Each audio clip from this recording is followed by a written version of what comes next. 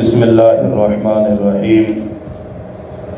آج 17 رمضان المبارک ہے اور 17 رمضان المبارک کو اسلام اور کفر کے درمیان ایک بہت بڑی جنگ، جس کو جنگ بدر کہا جاتا ہے، وہ جنگ ہوئی ہے۔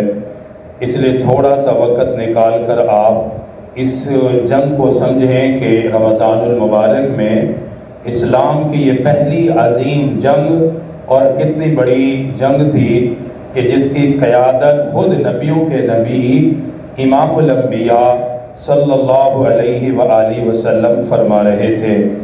جنگ بدر کا یہ وہ دن ہے جب اقوام عالم کو بھی پتہ چل گیا کہ حق کا علم بردار کون ہے اور باطل کا نقیب کون ہے۔ غزوہ بدر اسلام کا سب سے پہلا اور عظیم الشان معرکہ ہے۔ جنگ بدر میں حضور صلی اللہ علیہ وآلہ وسلم اپنے 313 جانثاروں کے ساتھ مدینہ منورہ سے روانہ ہوئے۔ 17 رمضان المبارک جمعۃ المبارک کے دن بدر کے میدان میں یہ عظیم جنگ ہوئی۔ بدر ایک گاؤں کا نام ہے جہاں ہر سال لوگ میلہ لگاتے تھے۔ یہ مقام مدینہ طیبہ سے تقریباً 80 میل کے فاصلے پر ہے۔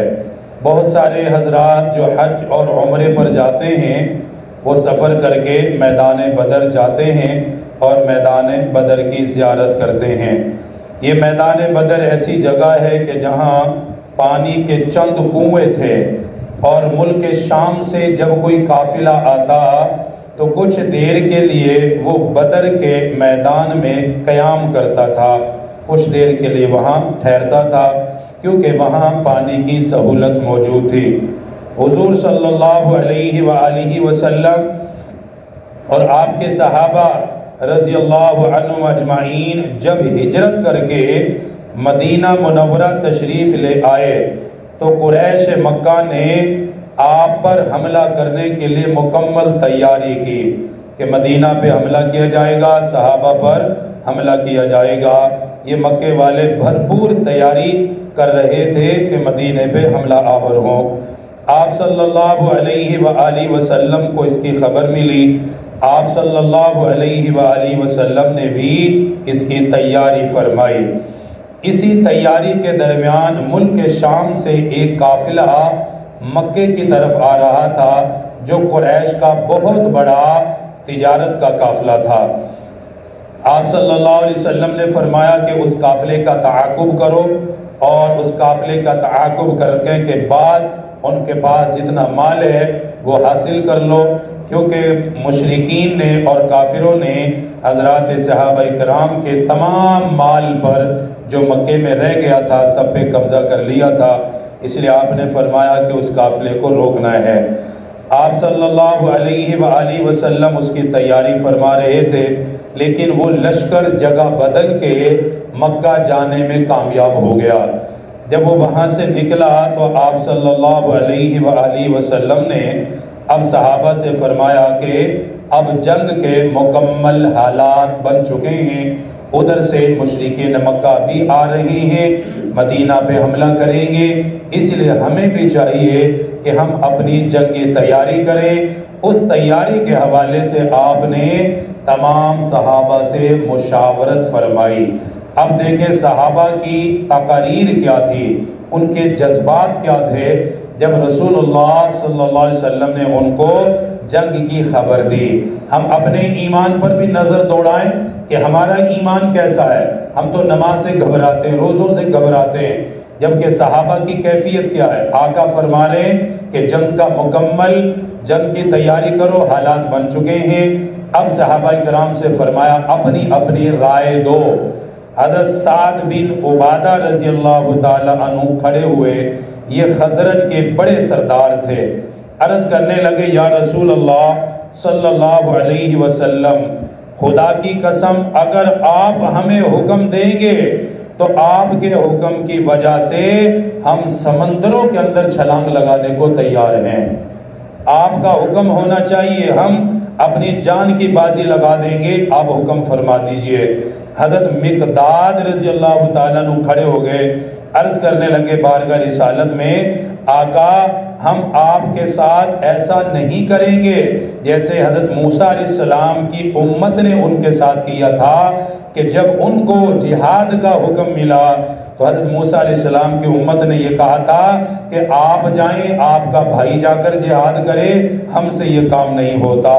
حضرت مقداد عرض کرنے لگے، آقا ہم یہ جواب نہیں دیں گے، بلکہ ہم آپ سے یہ عرض کریں گے کہ آپ ہمیں جہاد کی اجازت دیں، ہم آپ کے دائیں طرف سے بھی لڑیں گے، بائیں طرف سے بھی لڑیں گے، آپ کے سامنے سے بھی لڑیں گے، آپ کے پیچھے سے بھی لڑیں گے، اور جہاں پر آپ کا پسینہ بہے گا آپ کے صحابہ وہاں اپنا خون بہائیں گے، آپ ہمیں اجازت دے دیجئے۔ سرکار دو عالم صلی اللہ علیہ وسلم نے جب اپنے صحابہ کے اس سرفروشانہ جذبے اور جوش ایمانی کو دیکھا تو آپ کا چہرہ اقدس فرط مسرت سے 14ویں رات کے چاند کی طرح چمکنے لگ گیا۔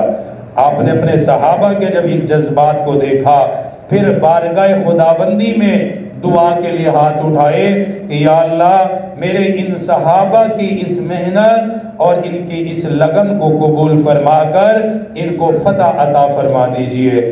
آپ صلی اللہ علیہ وآلہ وسلم 12 رمضان المبارک کو نوٹ فرما لیجئے، 12 رمضان المبارک 2 ہجری کو اپنا لشکر جو 313 صحابہ پر مشتمل تھا میدان بدر کی طرف روانہ ہوئے۔ آپ صلی اللہ علیہ وسلم جب میدان بدر کی طرف جا رہے تھے، آپ نے ایک جگہ رک کر اپنے جانثاروں کا جائزہ لیا، لشکر کا جائزہ لیا۔ اس لشکر میں ایک کم سن چھوٹی عمر کا بچہ جس کا نام حضرت عمیر بن ابی وقاص ہے، بہت تھوڑی عمر تھی اس کی۔ آپ صلی اللہ علیہ وسلم نے اس کو مدینہ واپس جانے کا حکم ارشاد فرمایا کہ تم چھوٹے بچے ہو اس لیے تم واپس مدینہ چلے جاؤ۔ آقا مدنی نے جب واپس جانے کا اسے کہا، صحابہ فرماتے ہیں کہ یہ عمیر بن ابی وقاص جانے کا سننے کے بعد دھاڑے مار مار کے رونے لگ گیا، کہنے لگا آقا میں تو اپنی جان آپ پر فدا کرنے کے لیے آیا ہوں، اگرچہ میری عمر کم ہے لیکن میں بھی تو جنت کا طلبگار ہوں، آپ مجھے اپنے ساتھ جانے کی اجازت دے دیجئے۔ صحابہ فرماتے ہیں اس چھوٹے بچے کے اس جذبے کی وجہ سے آقا مدنی نے اس کو جہاد میں شرکت کی اجازت عطا فرما دی۔ یہ 313 صحابہ کرام کا لشکر جنگ بدر میدان بدر میں پہنچا، جس میں 60 مہاجرین ہیں اور 253 انصار میں سے تھے۔